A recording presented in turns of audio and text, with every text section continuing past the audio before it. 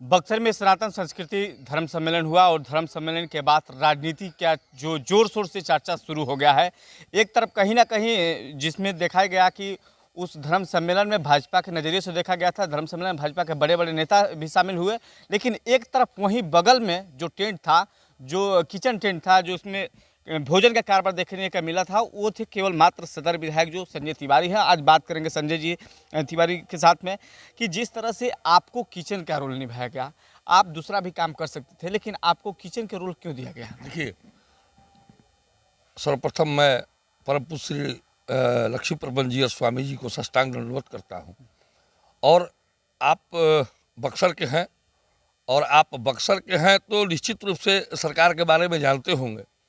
और मेरा ये 12वां 13वां भंडारा था स्वामी जी के सानिध्य में, जहाँ भी लक्ष्मी नारायण महायज्ञ का आयोजन बक्सर के आसपास में होता है, तो मुझे सरकार के द्वारा वो भोजनालय की जिम्मेवारी दी जाती है कि जितने भी श्रद्धालु पंगत पाने के लिए, भोजन करने के लिए, प्रसाद पाने के लिए आएंगे, तो मैं उनको सादर बैठा करके पंगत कराऊंगा। और पंगत में पूड़ी, चावल, कढ़ी, दाल और सब्जी चलती है। और अंतिम दिन पूड़ी, बुनिया और सब्जी का वितरण जो किया गया श्रद्धालुओं को, ये मुझे और स्वामी जी के द्वारा स्थापित कराने के लिए कि जो भी श्रद्धालु आए यज्ञ में, महायज्ञ में, वो प्रसाद पा करके श्रद्धापूर्वक अपने घर को जाए। लोगों के अंदर जो बक्सर के स्थानीय लोग हैं, बक्सर जिला का स्थानीय लोग जो कह रहे हैं कि राजनीति चर्चाएं काफ़ी तेज हुई है, दोनों तरफ से राजनीति चर्चाएं तेज दिख रही है। देखिए, एक तरफ आपको भी देखा जाता है कि आप लोकसभा के दौर में हैं और खुद वो सांसद जो महोदय वो तो दौर में ही है। देखिए, मैं लोकसभा के दौर में, लौटने के दौर में नहीं हूँ। मैं अभी यहाँ का स्थानीय विधायक हूँ। और अगर महागठबंधन की इच्छा हुई कि मैं यहाँ से लड़ूं, महागठबंधन और मेरा नेतृत्व तो कहेगा, आदेश करेगा, तो निश्चित रूप से मैं यहाँ का लोकसभा लड़ने के लिए तैयार हूँ।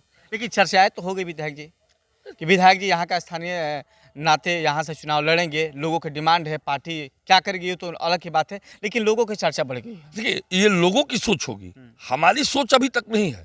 चूंकि इसलिए सोच नहीं है कि जब तक नेतृत्व और महागठबंधन दोनों निर्णय लेकर के हमें सुपुर्द नहीं करेगा, तब तक मैं ये सोच को उस कंडीशन में बदलाव, मतलब बदलने की तैयारी में नहीं हूँ। अभी तक मैं स्थानीय यहाँ का विधायक हूँ।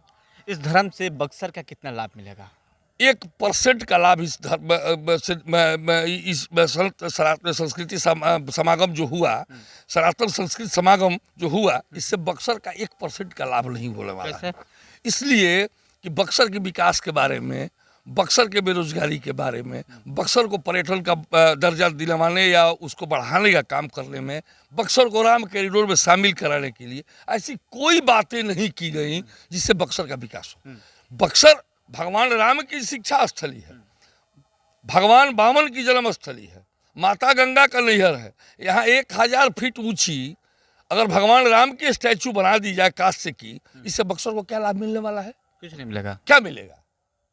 क्या मिलेगा? ये आप प्रबुद्ध लोग हैं, पत्रकार, आप चौथे स्तंभ हैं, और आप ही आप जब माइक पकड़े हैं और पूछ रहे हैं, मैं उसका जवाब दे रहा हूं, आप ही बता दीजिए कि 1000 फीट ऊंची अगर कांस्य की प्रतिमा लगा दी जाए तो बक्सर को क्या लाभ होगा? तो लोग तो कहते हैं ना कि बक्सर में आते हैं तो राम की चर्चा होती है, बक्सर में राम का कुछ छोटी मोटी भी तस्वीरें नहीं देखने को मिलती हैं। लोग खोज करते हैं कि राम कहाँ है, कहाँ भटकते रहते हैं। यहाँ राम के द्वारा स्थापित रामेश्वर भगवान है, जो हमारे रामेश्वर धाम जो है, रामेश्वरम के पहले ये रामेश्वर भगवान स्थापित है। और ये भगवान वामन की जन्मस्थली है। भगवान वामन सेंट्रल जेल के हाथे में वहाँ प्रत्येक वर्ष वामनेश्वर भगवान का मेला लगता है। भगवान वामन है, माता अहिल्या धाम है, पंचकोसी परिक्रमा है, जहाँ भगवान ने परिक्रमा की थी, 5 कोस की यात्रा की थी, जिसमें पहला पड़ाव अहिरौली पंचकोसी चल रहा है। आज अंतिम पड़ाव छोटका नुआव में सत्तू लिखा करके वहां से लोग आएंगे चरित्र वन में, बक्सर में, और कल लिट्टी चोखा का भोज होगा।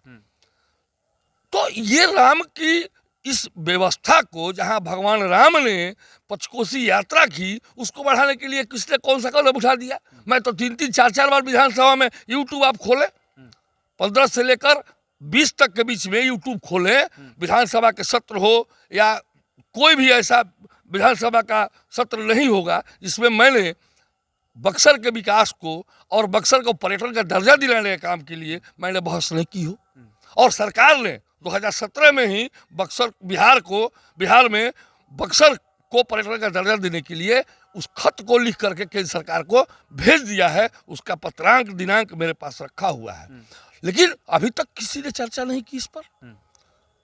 तो 1000 फीट की ऊंची प्रतिमा लग जाए और पंचकोसी जहां भगवान ने यात्रा की थी, अहिरौली, नदांव, भभुअर, छोटका निगांव, चरित्रवन, ऐसे जगहों का जब विकास नहीं होगा तो राम की काशी की प्रतिमा 1000 फीट लगा देने से क्या होगा? जहाँ लाखों श्रद्धालु घूम रहे हैं, गंदे सरोवर में स्नान कर रहे हैं, तो क्या लाभ होगा? लाभ तो वो होगा जहां भगवान घूमे थे, जहां भगवान ने पहले रामेश्वर भगवान की स्थापना की थी रामरेखा घाट पर। तो ये बक्सर के बढ़ाने के लिए ऐसा काम होगा, तभी बक्सर में हमारा विकास होगा, अन्यथा ये राम की प्रतिमा लगाने से यहाँ कोई लाभ नहीं होने वाला। स्थानीय सांसद कहते हैं कि ये जग विकास का एक शुरुआत है, बक्सर का इतिहास कुछ अलग बनेगा। बक्सर कहीं ना कहीं भटक रहा था, जिसको मैं स्थापित करने के लिए बड़े बड़े महात्मा को और बड़े बड़े बॉलीवुड के कलाकारों को मैंने बुलाया है, केंद्रीय मंत्रियों को बुलाया है, राज्यपालों को बुलाया है, कहीं ना कहीं बक्सर फिर से ओपन हो जाए। संत समागम यहाँ हमेशा होता है, धर्म संसद हमेशा होता है।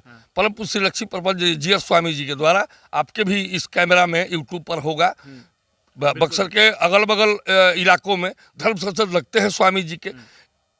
ये काम स्वामी जी का है, ये काम हम राजनेताओं का नहीं है। जो जनप्रतिनिधि हैं उनका ये काम नहीं है कि हम धर्म को आगे करके राजनीति करें। वैसी ओछी काम हम जनप्रतिनिधियों का नहीं है। हम जनप्रतिनिधि का काम है कि जनता के विकास के लिए अपना जो भी कदम उचित कदम हो, जनता के हित में, बेरोजगारी के हित में, बक्सर के विकास में उठाने के लिए हम जनप्रतिनिधि चुनकर जाते हैं संसद में और विधानसभा में। यानी लगता है कि फिर इस बार सदन खुलेगा, विधानसभा चलेगा, तो फिर इस बार राम कॉरिडोर का मांग तेजी से उठेगा। निश्चित रूप से राम कॉरिडोर का मांग मैं उठाऊंगा। जैसे कि पर्यटन का दर्जा दो बक्सर को मैंने उठाया, राम कॉरिडोर को स्थापित करने की भी मांग करूंगा।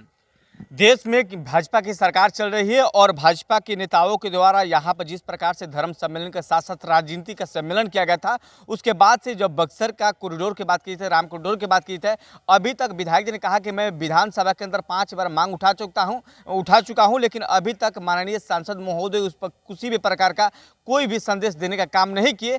बक्सर के नाम पर ठगने का और बक्सर में जिस तरह से लोकसभा चुनाव को देखते हुए काम हो रहा है, उसे जनता पूरी तरह से जान चुकी है। आने वाले दिन में ये धर्म सम्मेलन, राजनीति सम्मेलन जो ध्रुवीकरण हो रहा है, ये होने नहीं दिया जाएगा।